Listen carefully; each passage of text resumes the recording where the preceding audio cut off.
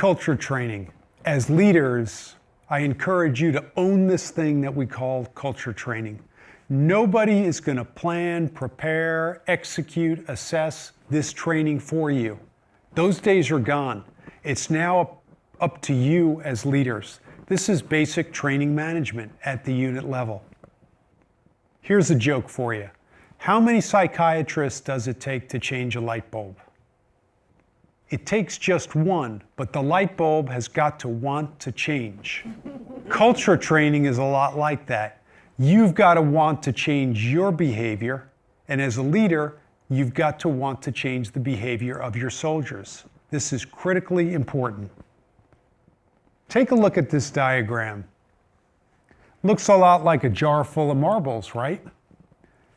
These are your training programs. They're full. I understand that. They're breaking at the seams. You got so many tasks you're trying to get at the unit level. Doesn't seem like you can do anything else or fit anything else in that jar. But you know what? If you look closely, between the marbles, there's a lot of space. There really is. And it's within that space that we can fit culture and language training. Think about that as leaders. Think about culture training not so much as a discrete task, but as a condition, because it essentially represents complexity in the operational environment. Before the wars, the Army had a lot of really big world-class command post exercises.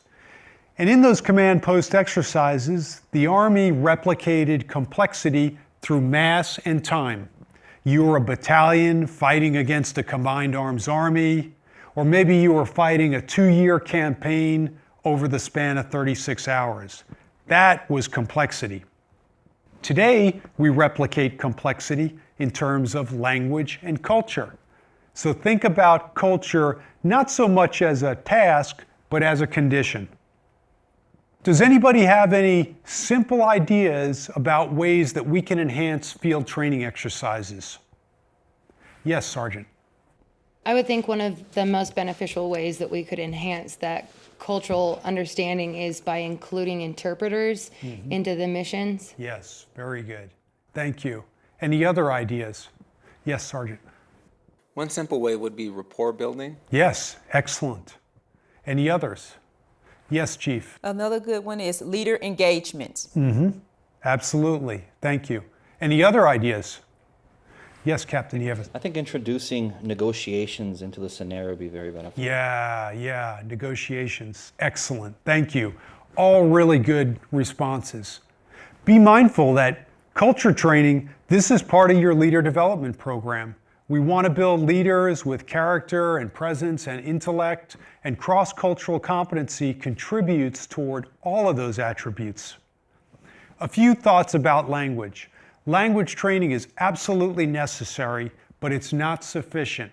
There is a whole body of empirical evidence behind the fact that cross-cultural competency is a much stronger predictor of success in the operational environment than language. Language is important, to be sure, but cross-cultural competency is even more important.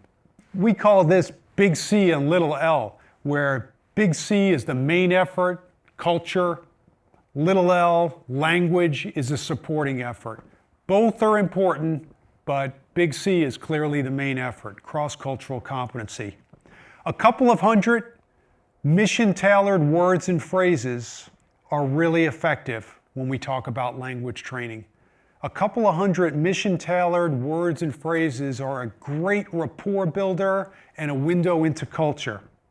Speaking about language as a window into culture, did you know that in some languages, there isn't even a word for things like dating or courtship or even rape? What might that mean to you? Yes, Sergeant. One of the biggest challenges for any linguist or interpreter is trying to express an idea or a word that may not seem to have any equivalent in the other language. It doesn't mean that people are incapable of understanding those ideas or words. It's just that with culture and language being so innately tied to one another, that person may not have the same context or relevance to that term as it would to us. So that word or idea just doesn't seem to exist. Yes, thank you, Sergeant Dahl. Excellent answer.